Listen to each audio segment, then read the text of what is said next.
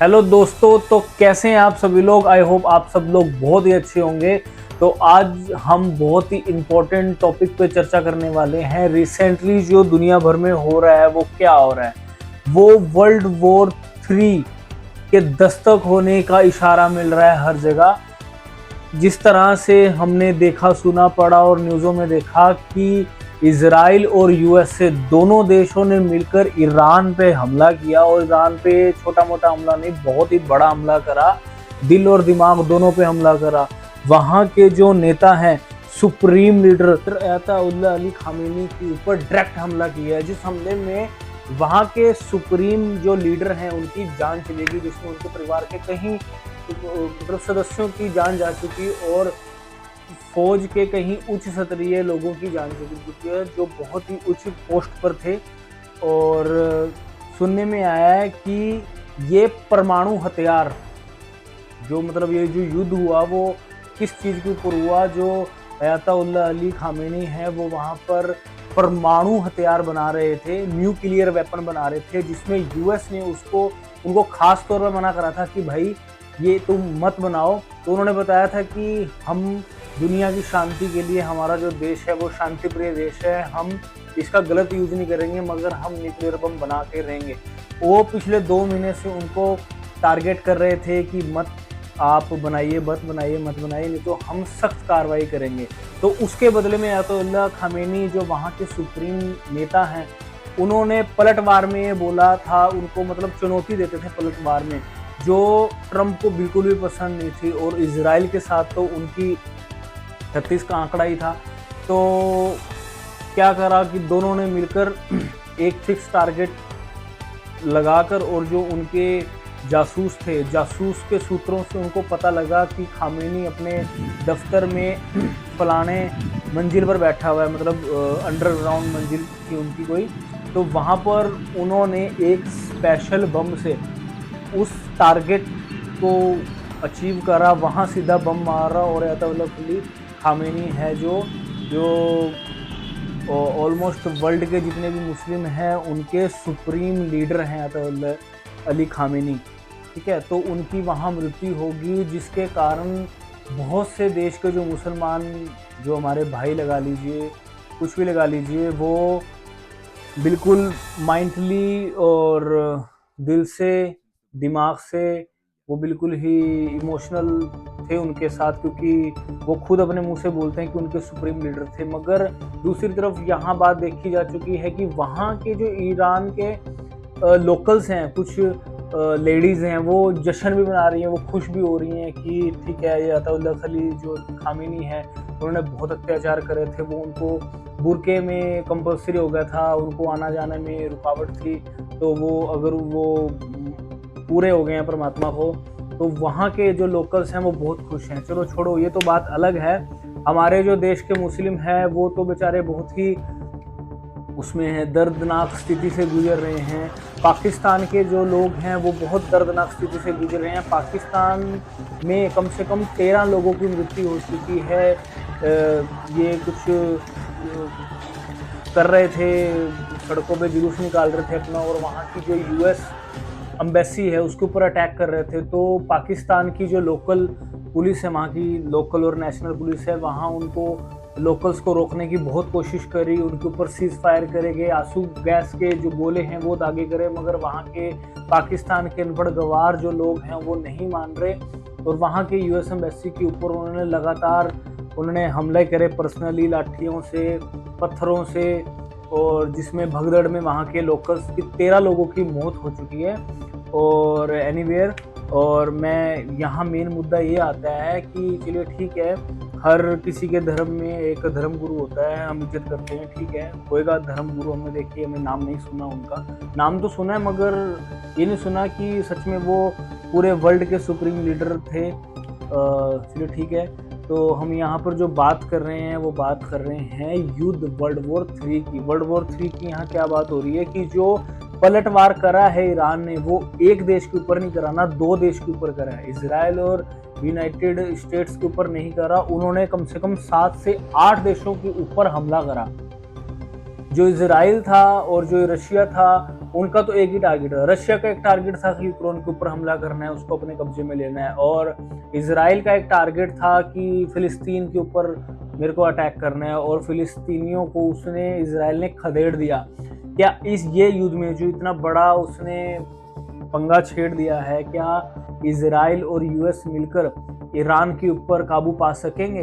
एक रिपोर्ट में सुनने में भी आया था कि ईरान ने एक वक्त में आकर ये बोला था कि हम फैसला करने के लिए तैयार हैं, मगर कुछ ही घंटों बाद ये पता लगा वहां की मीटिंग होने के बाद, उन्होंने बोला कि हम पलटवार करेंगे इतना जबरदस्त कि सारे हमलों से बहुत ही बड़ा हमला होगा ईरान की तरफ से। मगर मैं आपको ये जो लिस्ट बताने वाला हूँ, सूची बताने वाला हूँ कि ईरान ने एक देश के ऊपर हमला नहीं करा, ईरान ने कम से कम 7 से 8 देशों के ऊपर हमला करा, जिसमें Israel, Saudi Arabia, UAE, Qatar, Kuwait, Bahrain और जॉर्डन, साइप्रस, और रिपोर्ट में आ गया कि इराक के ऊपर भी हमला किया गया। पहले तो मैं ये सोच रहा था कि ईरान और इजराइल, ईरान अपने ड्रोन्स या मिसाइल फेंक रहा था तो रास्ते में कुछ देश आते हैं, जैसे कुवैत हो गया, कतर हो गया, ठीक है, यूएई का रास्ता थोड़ा उधर और हो गया, मतलब थोड़ा डिवर्ट होकर मिसाइल उधर की। मगर जब मैंने प्रॉपर रिसर्च करी तो रिसर्च में मेरे को ये पता लगा कि ईरान उन देशों के ऊपर हमला कर रहा है जो यूएस के ऑलमोस्ट अधीन है। मतलब यूएस कैंप बने हुए हैं कुछ देशों के ऊपर, जो देशों के मैंने नाम ले रखे हैं, सऊदी अरब यानी दुबई वगैरह के जो देश हैं, कतर, कुवैत, इसमें यूएस के मिलिट्री बेस बने हुए हैं, और इसके ऊपर इन्होंने, इजराइल ने मिसाइल और ड्रोन से अटैक करे हैं, जिसको कुछ देशों ने, ये लगा लीजिए कि जो दुबई का बुर्ज खलीफा है उसके ऊपर भी बहुत हमले करने की कोशिश करेगी, मगर वहाँ के जो एडवांस वेपन्स हैं उन्होंने इंटरसेप्ट कर ली कुछ ड्रोन्स के हमले और कुछ जो मिसाइलें थी उनके हमले, मगर कुछ वहाँ पर गिरी जहाँ के कुछ रेस्टोरेंट और होटल्स में काफ़ी नुकसान देखा गया। और सऊदी अरेबिया में भी देखिए यूएस बेस्ड और ऑयल रिलेटेड जो एरियाज़ हैं उसके आसपास ईरान के ड्रोन गिरे, और इन्हें यूएई, अबू धाबी और दुबई के पास जो मिलिट्री, यूएस मिलिट्री वो हैं ठिकाने, उनके ऊपर टारगेट किया गया इन्होंने।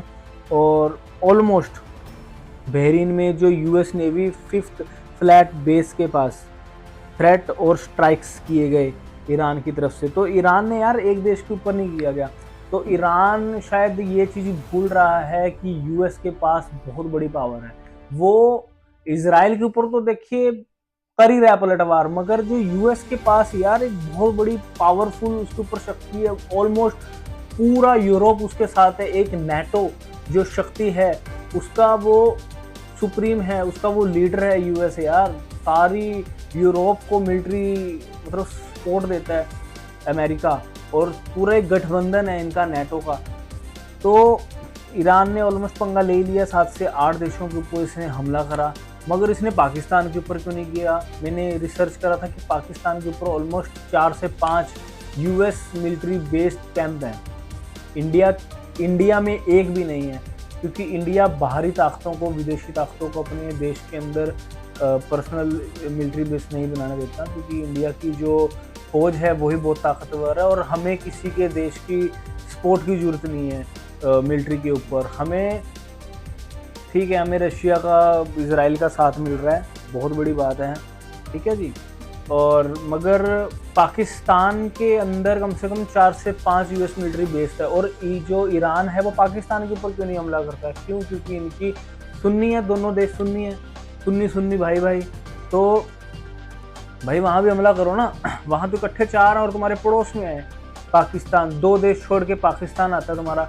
पाकिस्तान तो ऑलरेडी कर्जे में है, और ज़्यादा कर्जे में हो रहा है। क्यों? क्योंकि इनकी मोस्टली अभी मतलब रिसेंटली अफगानिस्तान और पाकिस्तान की बड़ी खतरनाक लड़ाई हो रही है, जिसमें पाकिस्तान ने अफगानिस्तान में बहुत ज़्यादा नुकसान पहुंचाया, और अफगानिस्तान है जो वर्ल्ड वॉर, जो अफगानिस्तान है वो जो वर्ल्ड बैंक है वहाँ से बहुत ही उम्मीद लगा रहा है कि उनको लोन दिया जाए, मगर लोन किस पर्पस के लिए लिया जा रहा है ये अभी तक निर्धारित नहीं हुआ, क्योंकि वहाँ की जो मिलिट्री है वो अभी इतनी स्ट्रॉन्ग नहीं है। तो वो शायद इस कारण ही लोन मांग रहा है, ताकि एडवांस वेपन्स वो खरीद सके।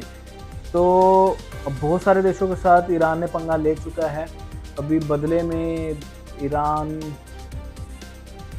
खा भी रहा है, मार भी खा रहा है इजराइल से। इजराइल भी बदले में ड्रोन फेंक रहा है उसके ऊपर और मिसाइलें फेंक रहा है।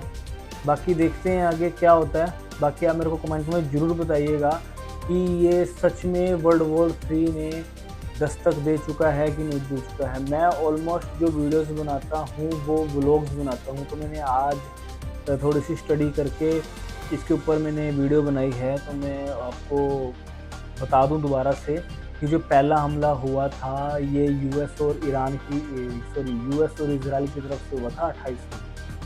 तो आज है 2 फरवरी है, ठीक है। ऑलमोस्ट 2 दिन हो चुके हैं इस बात को। तो अब देखते हैं आगे का कौन सा खतरनाक हमला होता है। ईरान कहता है कि हम इतना बड़ा हमला करेंगे क्योंकि इस पे याद रखेंगे।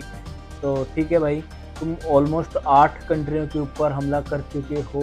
तुम्हारी देश की अकेले की अर्थव्यवस्था ख़राब नहीं हो रही, पूरे वर्ल्ड की अर्थव्यवस्था ख़राब होगी। तो देखते हैं आगे क्या होता है। तो ठीक है दोस्तों, आपको मेरी अगर वीडियो अच्छी लगी हो तो लाइक और सब्सक्राइब करे बिना मत जाइएगा। बाय।